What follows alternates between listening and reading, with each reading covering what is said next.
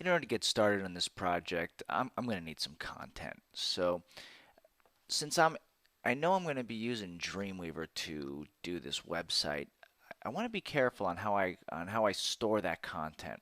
And what I mean is I want to make sure that it's plain text because what I'm going to end up doing is copying and pasting the content that I have from there into a new page in Dreamweaver. And as you know, Dreamweaver is a WYSIWYG editor. What you see is what you get, and it'll generate a lot of background code for you. Um, this is great because it makes a lot of things easier. But if you're like a total newbie to web design, and you paste stuff in there, you get like kind of like instant results, but then when you try to tweak things and style it, you end up getting frustrated because you don't know why things aren't working the way at least you expect it to.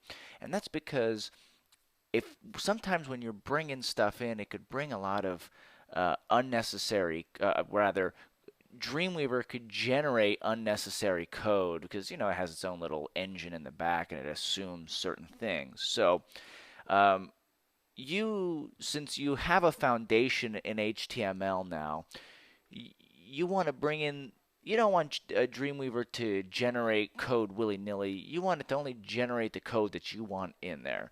And the first step when you're actually gathering all the content for your page is well, storing it somewhere, right? I mean, because I got this content from a couple of different places. I mean, the majority of it was through Wikipedia, but I also kind of picked other stuff that kind of made sense within there, and I stored it in TextEdit. And if you're using Notepad on the PC, that's always plain. I'm pretty sure that's always in plain text. But as far as TextEdit goes, it has two different modes. TextEdit, for example, by default, when I click on stuff here, let me bring this stuff in actually, and I paste it in here.